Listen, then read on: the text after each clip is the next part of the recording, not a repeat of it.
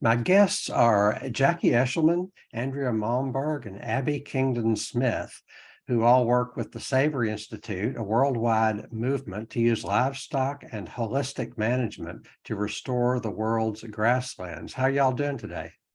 Really good, Hart. Thanks for having us.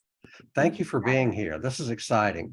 Generally, livestock is thought to be harmful to the land and the climate, but you're saying that livestock properly managed can have a restorative effect. How does that work? Andrea, do you want to answer this one? Yeah, so I can just talk about it from a really personal perspective. My husband and I have been practicing holistic management for decades now. And just a simple example is that we've been able in the sagebrush steppe of Wyoming to double our animal numbers while enhancing the habitat of sage-grouse. And in Oregon, I think in 2020, the ambient temperature was 116 degrees. And at the soil surface where we've been using properly managed livestock, it was 89 degrees Fahrenheit. And so the idea is like, what would happen if or maybe even just say, let's just say 50% of the land could, it could be a like, I don't know, a water sink, a soil carbon sink. What would the impact of all of the animals and everything that we're dealing with? We have fires, and then we have floods. All of that can change with the management of the tools that are available to us. And livestock are those tools of animal impact and grazing to actually help in the decay and the death of plants and the regeneration, which is the birth of new life and through soils. Mm-hmm. So how does that work? How does it have a positive impact on, okay, it says here that properly managed livestock have the potential to improve soil fertility, sequester carbon, restore hydrologic function, and increase biodiversity. Can you say more about that? I'd like to say something. Andrea, you're so lucky to have Andrea on this call. I mean, she's one of the founders of the Savory Institute, practicing holistic management for so long, trained in Africa, trained in Argentina. So I know she wouldn't say it about herself. So I just want to say it because I'm so honored to be her business partner and her friend. And she's been a mentor and coach to me for so long. I think one thing that I always struggle with this conversation and a lot of public conversations is the focus on livestock, when really the focus is management. So just like Andrea said, we see livestock as a tool to be used to improve ecological function. And a lot of people say, oh, it's the cows, but I always imagine like, and they're fine with bulldozers and backhoes and things like that. And nothing against heavy equipment operators. I come from a family of like blue collar workers, and that's what we do. But imagine if you turned on bulldozers and just got out of them and let them just run all over the land, what would happen? And that's the same things we do with livestock.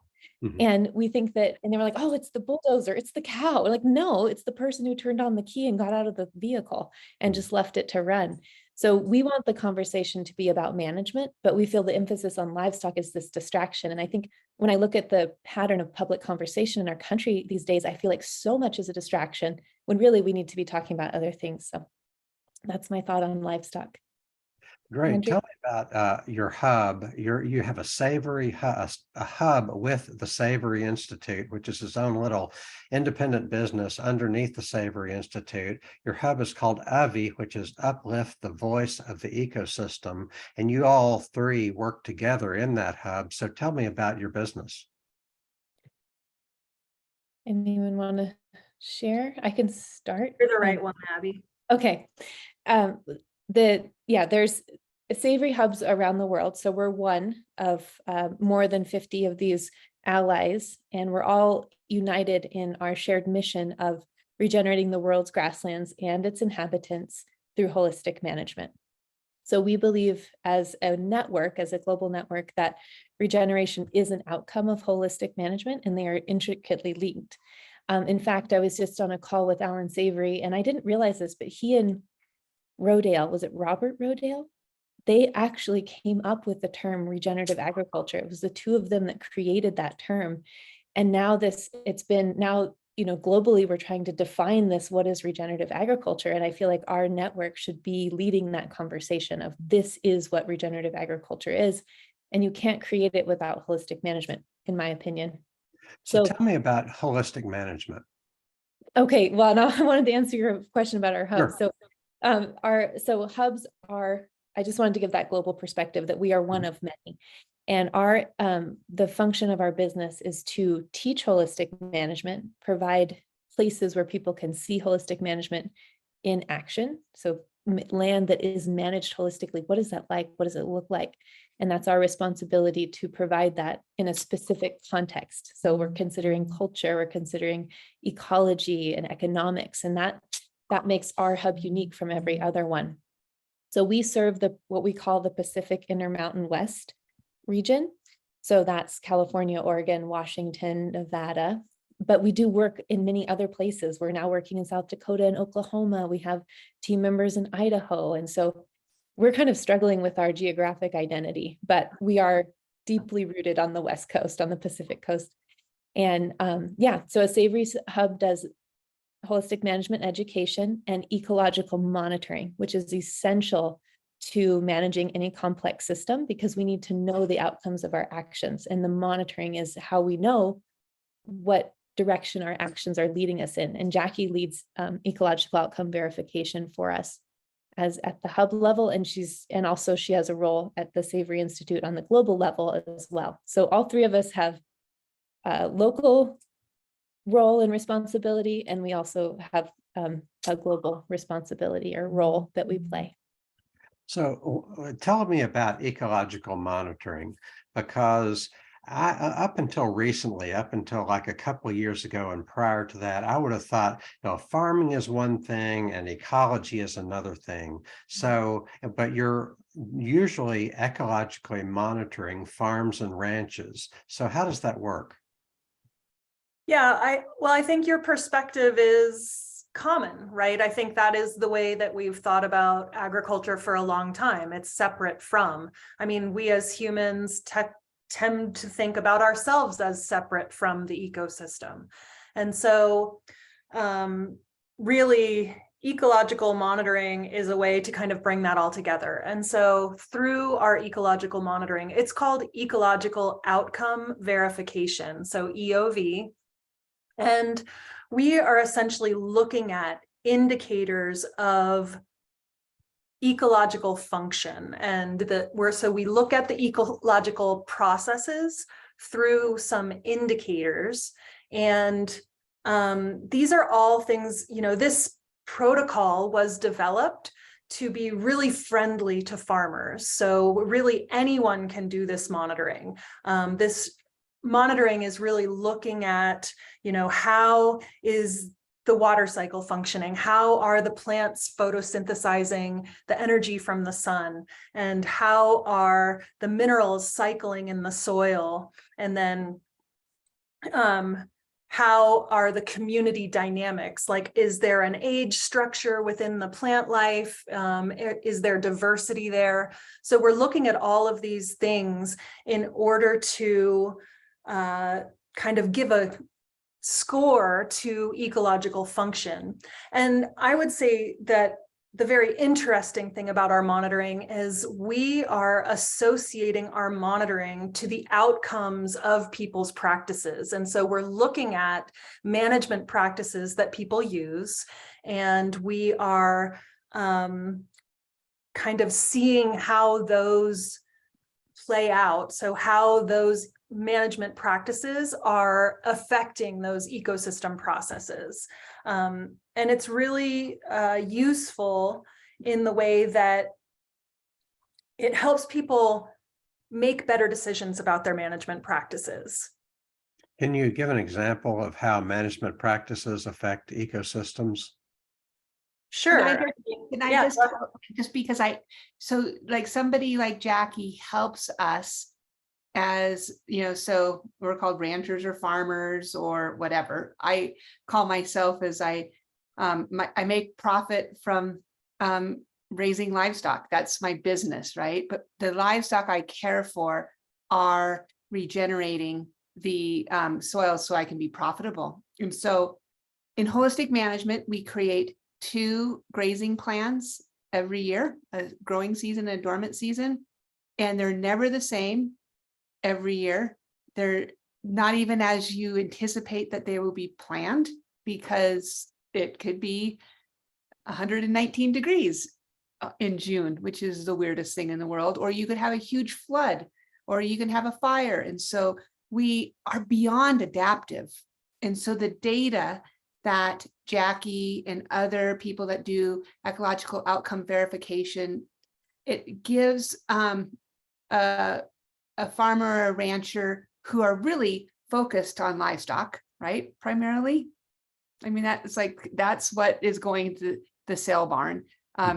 The soil carbon credits are not being really realized much. So that is not what's going to the sale barn or the marketplace. So for right now, what's going on, and even in more agro sustenance communities, it's what people get to eat, or the dairy or the eggs, all that stuff.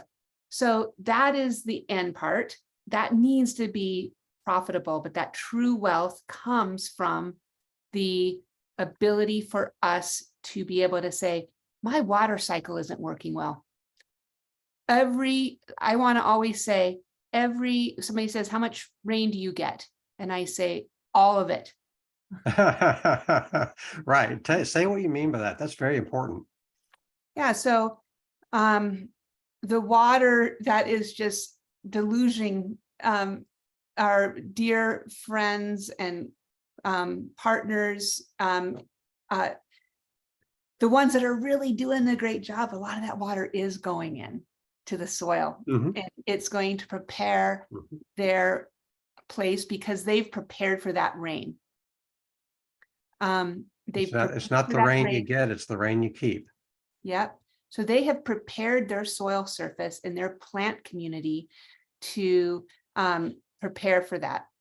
An opposite kind, like when we moved to this place in Oregon, it's the dry side of Oregon. So everybody thinks it's always that wet side. This is the drier side of Oregon. But we have irrigation, people who have irrigation always use irrigation. It's like turning on the bulldozer. It's like if you just turn it on, and no matter how much you put it on. And so what we discovered is that we actually needed to change the plant community because plants were suffocating. So the data that Jackie was able to look at from ecological outcome verification said the plant community is sedges and rushes, and the roots are not deep. And so by stopping irrigation completely, we were able to almost double our production, changing biodiversity. We still have sedges and rushes. We're not against those plants, but we also have clover, and we have many different kinds of perennial grasses, and we don't even know what we possibly could have. And we didn't plant anything. Andrew, this is almost too good to be true. You're lowering your input costs by decreasing your irrigation, and you're doubling your production. That's almost too good to be true. And we leased our water rights for in-stream for salmon. So we profited by providing an ecosystem service. That's not, people can't do that everywhere, but I don't know. Is it too good to be true? I think this idea of this scarcity mentality of we need to control and hasn't been working that great. And so what about like doing less, making Well- better decisions and Well, I using think, data for that? sorry, I just go wanted ahead. to add that I think that one thing that surprises a lot of people is that you can over irrigate something, right? Mhm. They think, water is what it needs, and so they think plants and they need water, but they don't. I think that it's hard to recognize that when you over irrigate, you compact the soil. Water compacts the soil too. And so when there's no air in the soil, then the life in the soil can't live and the roots can't go deep and the water runs off. And so over irrigation is a thing, even in a place where you get maybe 9 to 11 inches of rain in a whole year, right? You can still over irrigate that. And in fact, the plants that are in those communities have evolved to get 9 to 11 inches of rain. So it is interesting that we think, we need to just keep, water is the problem, we just need to add more. And so To me, I the love best- Andrea's statement of doing less. Right. To me, the best water is what's already in the soil, because the soil captured it, holding on to it, and the plant, it's plant available water. If it's what's already in the soil, because your soil is there to hold it. So let's tell me. Well, then you Yeah. have a small water cycle, right? So Right. when Mhm. your soil is holding water, then those plants transpire that water, it turns Mhm. into dew and it drops back into the Mhm. soil. And there's this really small water cycle that happens where I think most people, when they think about the water cycle, they're thinking about what they learned in middle school, where, Mhm. water evaporates off the ocean, turns into clouds, comes over the mountains, rains, washes down the rivers and back into the ocean. And that's kind of the large water cycle. But what we really want to see on the land, the thing that is most valuable on the land, is that small water cycle. And you need water holding capacity in the soil to have an effective small water cycle. And so you get that greater water holding capacity by maybe stopping the irrigation. Your animal impact is just right because of your grazing, and then your plant communities. The more the Jena experiments have, Christine Jones in Australia talks about the Jena experiments. The more plant families you have in a given place, the better it is for building soil carbon, which is kind of a proxy for building soil life. And then soil structure, and soil that has structure is then able to absorb the rain. Absolutely. Mhm. So the diversity and the complexity equals the resiliency. And we don't even know what that means, really, So by having So resilient for what? What do you mean by resiliency? resiliency for I'll tell you, when there is a super hard flood or fire, the resiliency of the people that we work with, Abbey can really speak with this a lot around the world. The resiliency of peoples is down. But if you are able to increase the health of the land and have reliable food sources, reliable things to go to the market, that resiliency turns out to be economic well-being resiliency for people to be able to provide for their families. And all that is dependent upon the diversity and complexity that we are able to nurture at the soil surface. So you talked about if you're able to attend to the health of the land, to make the land healthier. How do you do that?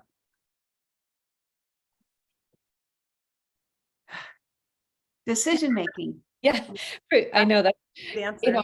in our Pregnant world, I was pause. waiting to see, who was going to jump in, but in holistic management often becomes a conversation about grazing, but that again to me is like not the real conversation. It's part of it for sure, but a holistic management, the essence of it is a holistic context. And that means that, and that is what makes holistic management different than everything else out there, and makes holistic planned grazing not just another grazing program. It defines how the environment must be and how your quality of life must be for you to be the full expression of yourself now and far into the future generations. And so It is the only decision-making framework that has always tied our actions back to our environment. And that goes back to our statement of purpose, is that we've never done any sort of accounting for the costs of our actions to the environment. And holistic management attempts to do that. It's recognizing what is actually there, and that we have this environment that supports us and sustains us, and how do we make that really healthy? And when you tie your actions back to the ecosystem that supports you, you are managing holistically. It is literally that simple. I think we try and complicate holistic management a lot. And I feel like Alan, as our founder, and just honoring that lineage and that, philosophy and those thoughts that were collected and facilitated by him, he's trying so much to simplify this in this last chapter of his life, like really make this about common sense, really like cut out all the other things. And I'm, after working with him for 7 years, I'm finally understanding some of these things on this really, really deeper level, that it is that simple. And that means we all can manage holistically. I'm in this moment in my life, I'm not actively managing land, but I recognize that all of my actions connect back to the ecosystem. So we keep using the word holistic management. Can you, or holistic, can you explain what holistic means, or holistic management? Andrea, would you like to do that? Yeah, sure. So, so it's a framework. And so the framework starts with looking at the ecosystem processes that Jackie has outlined. But what we do is that we say, what is our whole under management? So, and so what can I influence? And so that is super important. It's often, even those that practice holistic management sometimes forget about like who makes decisions. And the whole under management includes who the decision makers are, what your resource base is. So the resource base of people, of the land, of animals. And then we also talk about money. So what money resources do you have as well? And so that can change. So like our holistic context and our whole under management has changed almost every year. It shifts a little bit. Like who do we bring in? When we were struggling in my own business with our processor, we realized, okay, so what is it we really need from a meat processor, a local meat processor for us? And so we've had to change that. Who do we sell our meat to? What kind of, we talk about what weak link do we have? So do I have enough grass? Do I have like for a beef business, do I have too much grass? So I need more animals, or do I have so much meat that I haven't sold it? Then I would have a marketing weak link. So this decision-making process might seem kind of mundane, I guess, but what it ties to is building true lasting wealth. And how we define that is to have as many solar dollars than anything else. So when there's wars and when there is a totally inflationary situation, when you are able to really focus as much of your attention on creating solar dollars instead of mining the soil, which would be mineral dollars, or totally dependent on government subsidies or something like that, which is paper dollars, it gives freedom to people to be able to survive the ups and downs of this complexity in which we live in, the complexity of governments and markets and weather and all of that.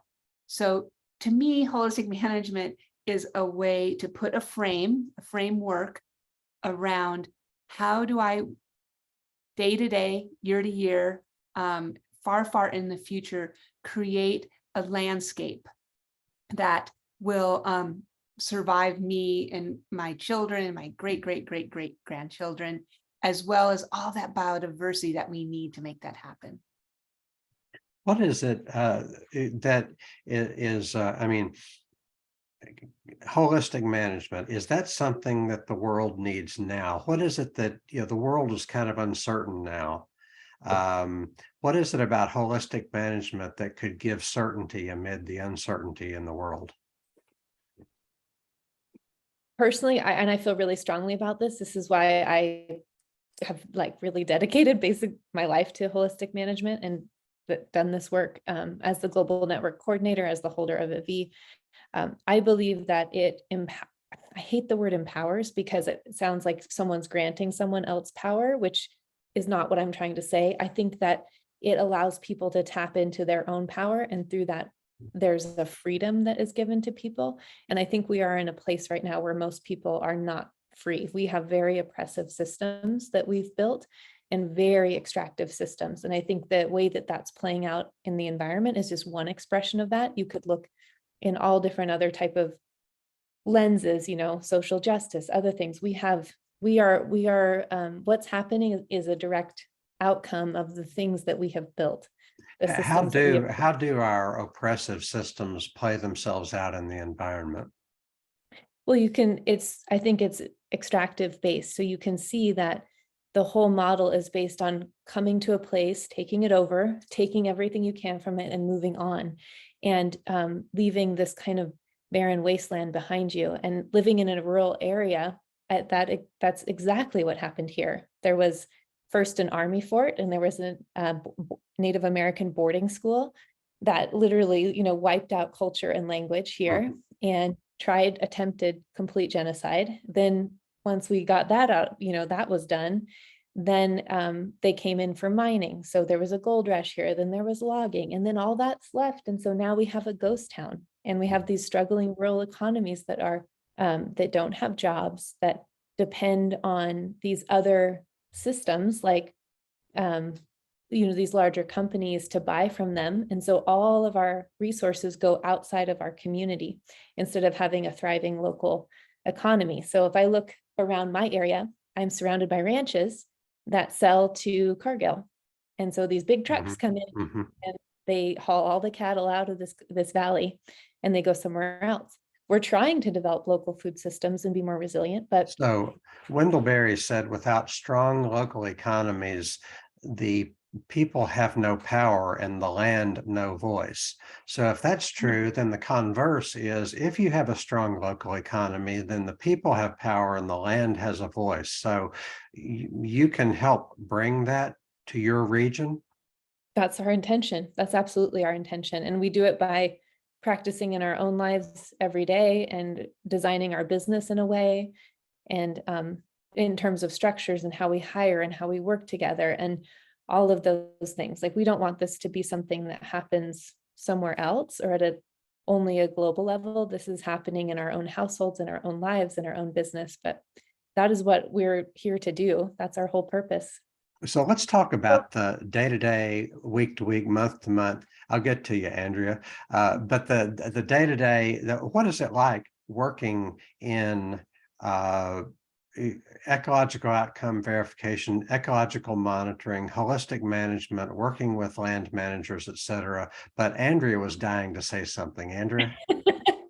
Well, I just wanted to reiterate, with what Abby was saying about one thing that we have been talking about at AVI is creating an upstream economy, and that might not make sense for those that are not in salmon country, but there's a whole bunch of Atlantic salmon as well, right? And so I'm doing a talk this Sunday on dams and salmon and that kind of thing, even though it's not part of my eco-region. I've learned it recently through Derek Jensen and through reading Mark Reisner. What's the name of his book? Cadillac Desert. So anyway, I'm in touch. I get the salmon metaphor because the salmon, if they're allowed to, they swim upstream, and there's a whole lot of great things that happen when you let the salmon swim upstream, right? Right. And so right now, that the economy that Abby was describing is a downstream economy. It is creating wealth to the big cities on the coasts, and what we have is kind of this vacancy because of this colonization economy mindset. And so what we are really working on is this decolonization. So creating upstream economies. So when salmon are allowed to come upstream as a symbol, right? But also as actually, if they are like a real thing, they nurture so many bodies, right? And they're also if you have connected floodplains, the salmon that came up to spawn go out and die and provide all this nutrient to the soil. And so we just think that's a beautiful metaphor. And I think just holistic management is like, what can we as simple human beings learn from these absolutely beautiful systems of how people and other animals and microbes and fungi and all of that have interacted. And so from the beginning of time. And so that's what we're just trying to simplify, I guess. Well, it seems to me like you're giving flesh to something that many of us, think, hey, that would be a great idea, and you're doing it day to day. So how does that work? What's your business like? What is it like to work with people doing ecological outcome verification, that kind of thing? I mean, what comes to mind immediately is that we run on short feedback loops. And so we want to make sure that, year over year, we're coming back to a landscape and we're looking at it because, everyone's just continually managing their land and they're changing incrementally according to their context. They're doing what they can.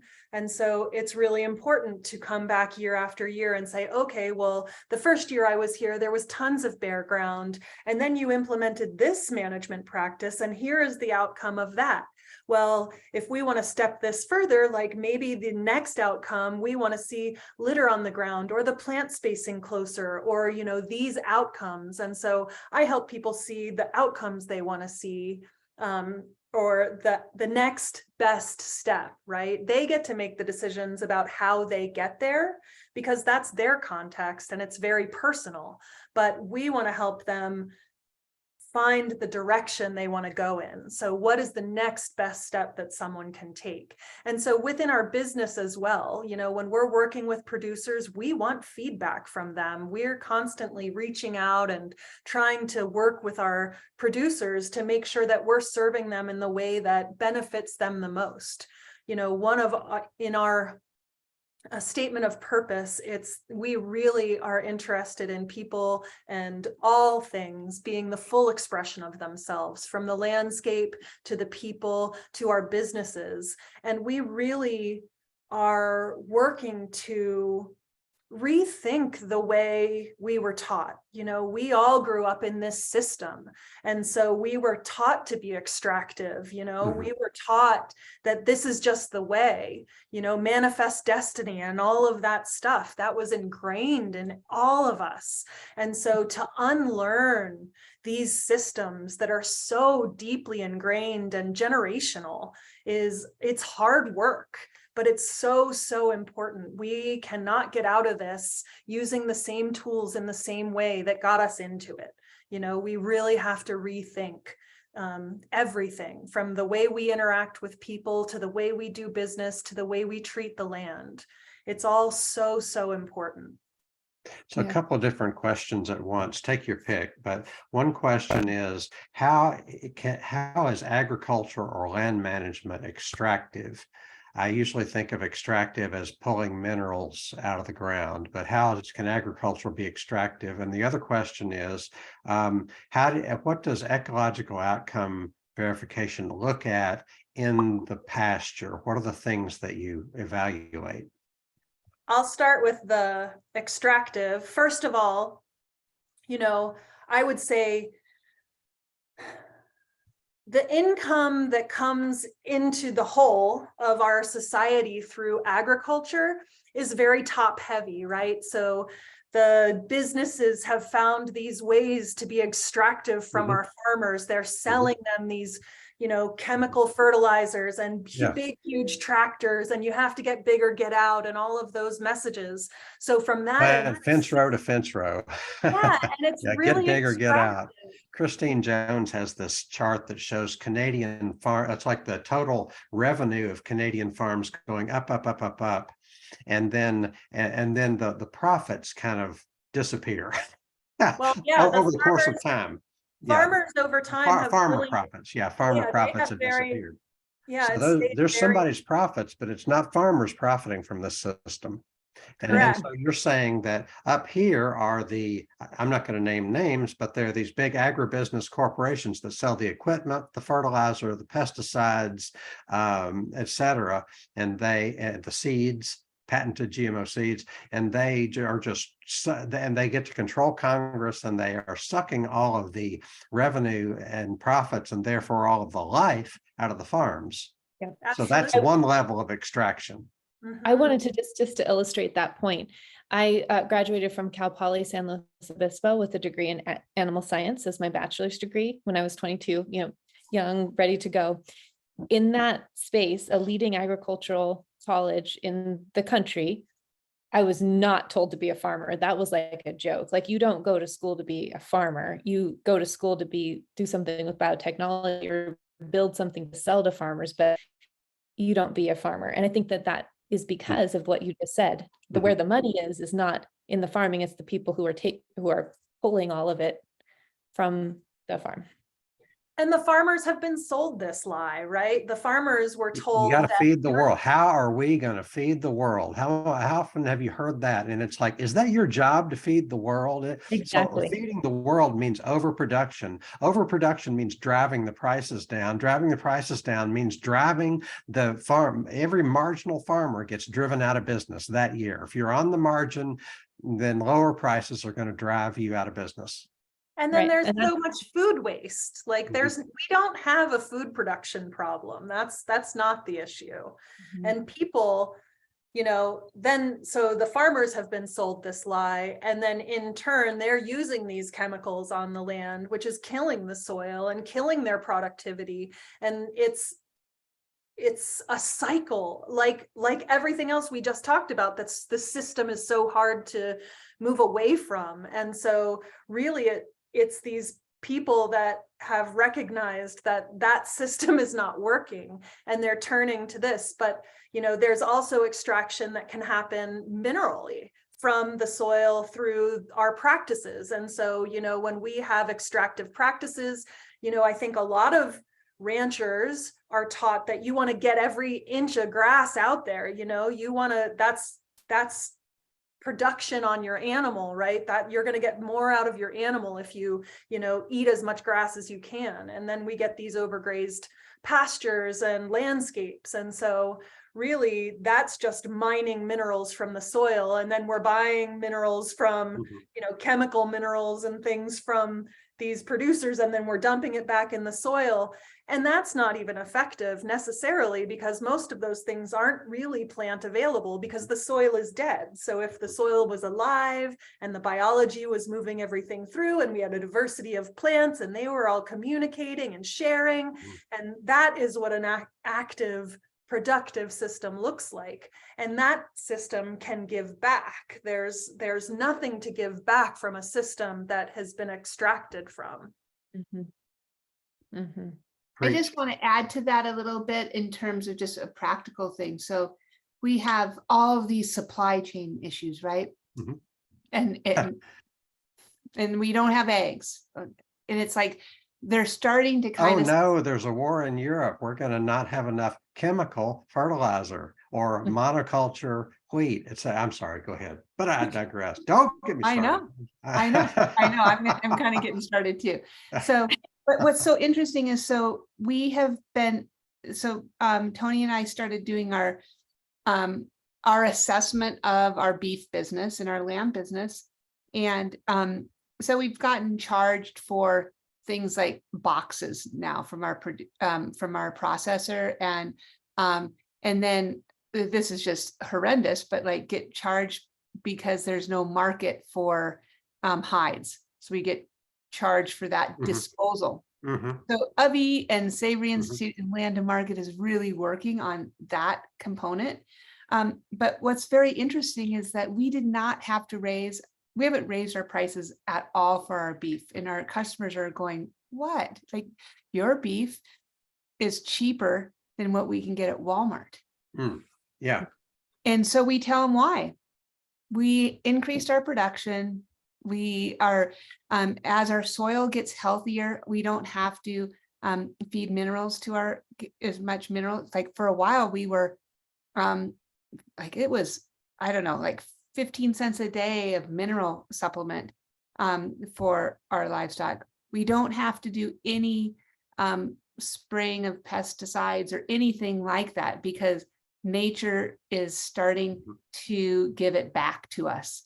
And what is just so cool, so then we can give it back to our customers. Like, you actually can eat what we hope to be able to prove. We haven't yet, but you can eat medicine meat. Mhm. And it's not going to cost you anymore. And you don't have to, because it's medicine meat, you are not going to get sick, and you don't Let's have to talk get about medicine meat. pharmaceuticals. Let's talk about medicine meat. So you're, through your type I have of, no proof of it at all. yeah, I know, but Sorry. through your type of, but let's just speculate then.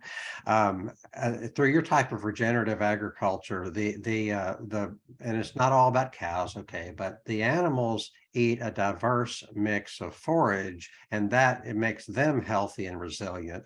So the soil is healthy and resilient, is able to deliver nutrients to the plants that the animals eat.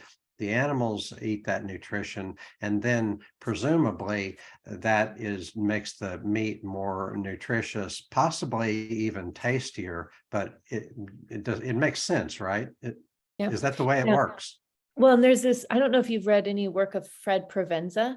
I've heard the name, but Yeah, I think it was 2019, he came out with a book called Nourishment, and it's all about that exact thing. And then showing that when cattle are in not just a monocrop of irrigated pasture that's planted, but when they're out, and they will select what they need. Mm. And there's there's this deep relationship between the soil, the plants, and the animals that we hardly understand.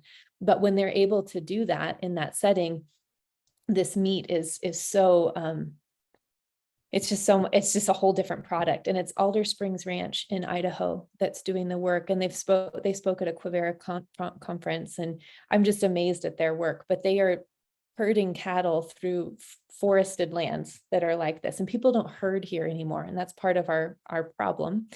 But they're doing the work, and camping and getting these crews together, which to me sounds like so much fun, a ton of work. But Can we talk about, what work should be? I mean, why are there's so many things that are work, but they're so removed from what's good for us. Anyway. Agreed. Yeah, I won't say more, but I'm excited about that. I mean, who wouldn't want to eat meat like that? But Right. And it sounds like fun work, to herd the cattle and camp with them and things like that. I agree.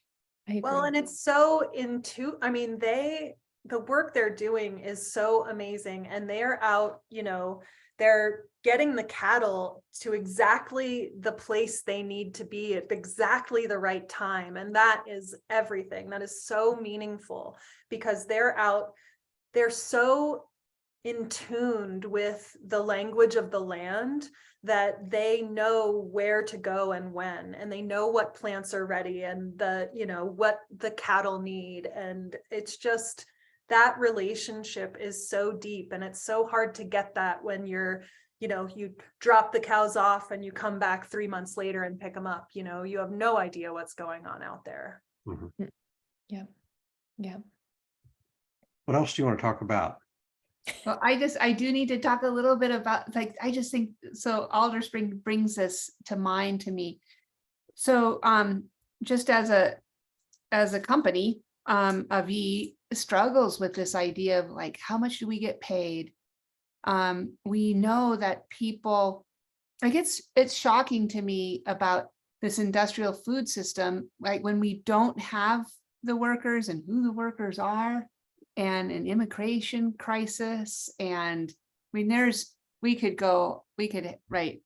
just, like, have a lot of conversations about that. But this is a fascinating thing I learned, is that this idea of the spinster. So I'm going to bring it back to a women run business, is that before the Industrial Revolution, a spinster was super important because they were the young women, young girls that hadn't been married yet, that spin the wool from those animals that were on the land, that also provided milk and made cheese. And so there was this, and so many of our, at least anglicized names are Miller and Smith, Abbey, and so all of these names of what we did, and other names are where we're from,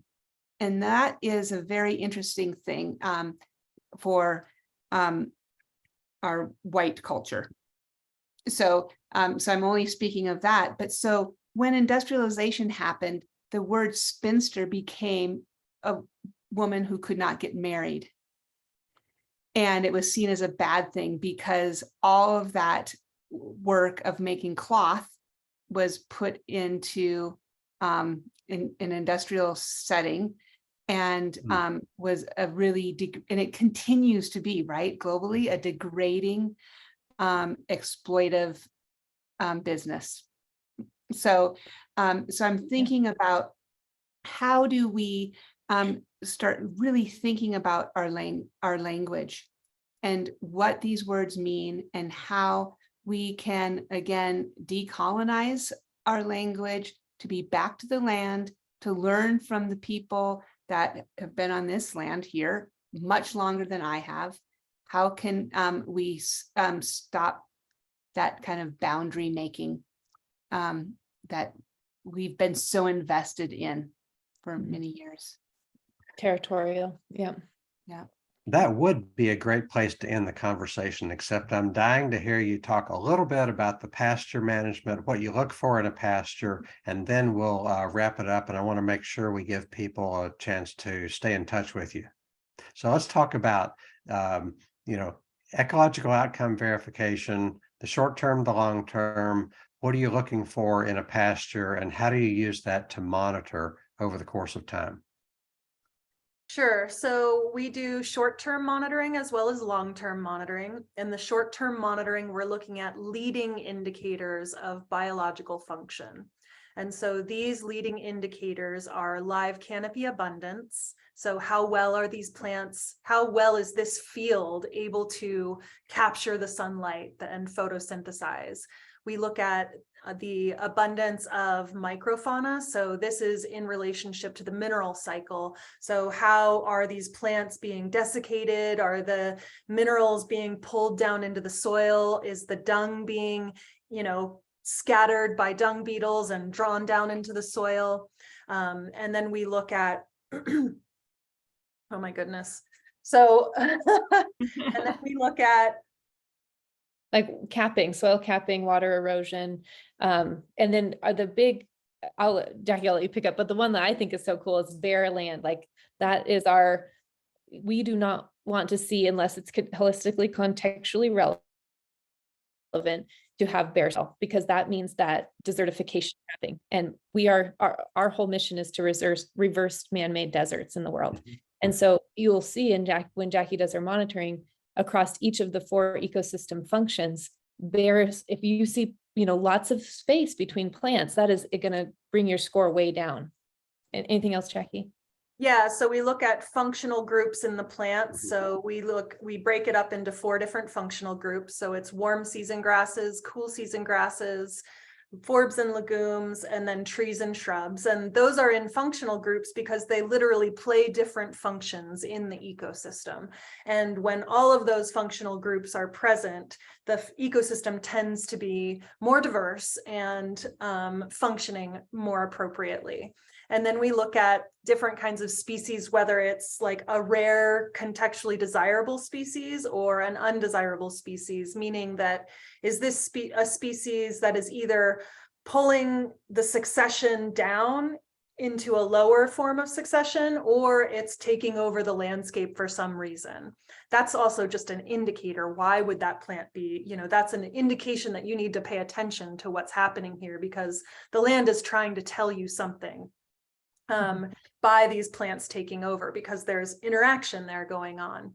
And so then we also look at the erosive qualities and bare soil. So bare soil is heavily weighted, as Abby was saying, which means that it affects every single ecosystem process. So in our scoring system, it's heavily weighted. And then we also look at soil capping, which is essentially just when soil is impacted from the sun or the rain, it begets this, crust on top of it, and water will just run off instead of seeping into the soil.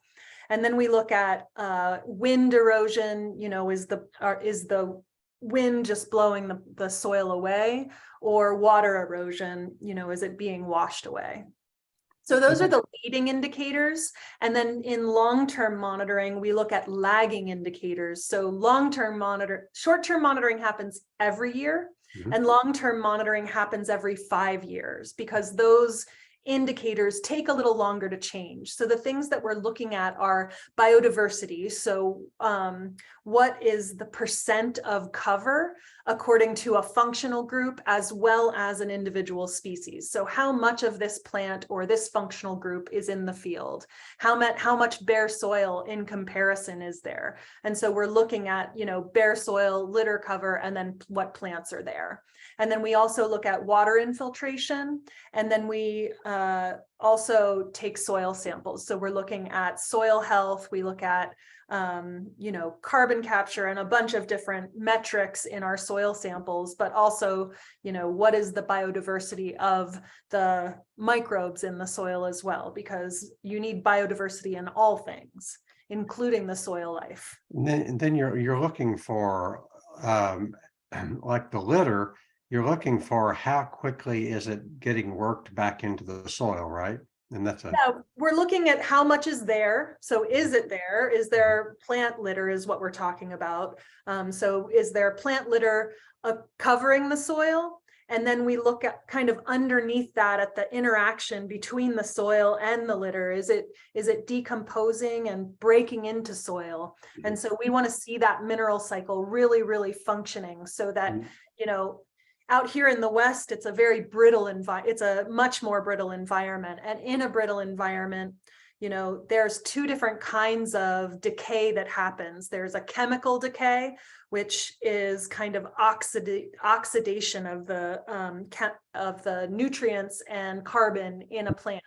So when you see plant life that is kind of turning gray, that is oxidized, and those minerals are being wasted and going back into the environment. And then there's a biological breakdown, and that happens in more brittle areas as well, but it's very prevalent in a non-brittle environment where, there's so much activity that there's a constant breakdown of plant life. You go to a rainforest and a tree falls and it'll be gone in 2 years, it'll just dissolve into the everything else. But out here in the West, where we live in these more brittle environments, a tree will fall and it could be there for 100 years. It'll just start turning gray and be there forever. so brittle means what? Brittleness is an indication of humidity at the soil surface across time. So how much, you could be in an environment where they get 100 inches of rain, but if it comes in a 1 or 2 month period of time, you could still be in a very, very brittle environment. So it's not the precipitation that falls. It's kind of how does the soil hold that precipitation, and how does that soil distribute that humidity over the length of a year, for instance. Let's talk about the different functional groups of plants. There's trees and shrubs, there's forbs and legumes, there's warm season grasses, there's cool season grasses. I know cattle farmers who they only want grasses, and they will use herbicide to kill the broadleaf because they think that grass is the only thing that's productive. But you're saying that even trees and shrubs can be a good can perform a function in a pasture. Yeah, Mhm. so trees and shrubs, these are the more woody plants that we have, but they also have really extensive root systems. And so not only do they have deep roots, which sinks water and nutrients and interacts with things, it pulls nutrients from deeper in the soil, but it also provides shade for animals. And, you know, in a lot of these hot environments out west or in other places, you know, people have been cutting down trees for generations because cows don't eat trees. Ranchers have been, I mean, that's just the way things were done. But there was a lack of understanding in that relationship within the community. And so, you know, all of these things interact, and having those forbs and legumes, kind of like what Abby was talking about with Fred Provenza's work, is that diversity of, you know, of food that the cattle are eating, when there's more than just grass and other things, you know, it allows them to select the thing that they need at that moment. I think it's also really interesting, you know, people are doing this kind of free feeding of minerals, and it's kind of this buffet of minerals that are all separate minerals into tubs where the animals can come and just choose what they want. Now, this is part of that. We have no idea how smart these things are, because how I wouldn't know walking up to a buffet the thing that I eat right that moment. Right, So right. a cow to be able to sniff a thing and say, this is what I need right now. And it's really interesting too, if you think about, if you're doing a buffet system like that and you're in a field, you could almost assume what's missing from the soil and the landscape by what they're eating, because they're choosing a thing that they need that they're not getting from this field. So using all of that information and monitoring it, right? So you don't know if you're not paying attention, but if you actually pay attention to that, I think you could get a lot of insight into the needs of the land itself. Because if the land isn't providing it for the animals, there's something broken within that system. And so practically speaking, just as a rancher to feed off, like literally feed off on this, is that we've really screwed up our animals too. So I've known Fred Provenza personally for a long time, and I started raising goats when I was in Wyoming, and I did a couple goat rescues where, like, I just felt so sorry for these goats that were in a pen. And so I bought them all and I brought them to our ranch. And so many of them didn't know what to eat, and they didn't know what to feed their kids.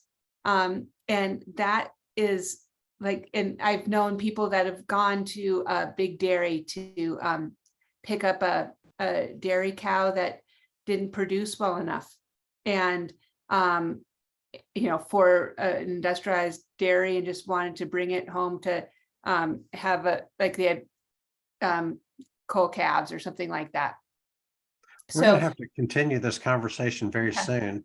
I think Abby needs to go in just a minute. Final words of wisdom briefly, and then how can we stay in touch with you? I just want to say thank you for hosting us and having this conversation. I always enjoy time with Andrea and Jackie. I feel so honored to work with them. Of And course, yeah, it's my pleasure. and we feel like you know, we're in service of people who are wanting to join us on this journey. And Andrea put our email or our website there. It's avhub.com. uvehub.com is how people stay in touch. Yep, and we have a newsletter. That's the best way to know all the things that are coming up, courses. We have an app, so you can do holistic decision making and holistic financial planning using an app. So there's lots of ways that you can engage wherever you are on that journey, or this person is. You know, we're already at different places, so we want to meet people where they are and have them, you know, see how we can be of service. Sounds great. Thank you so much for joining me.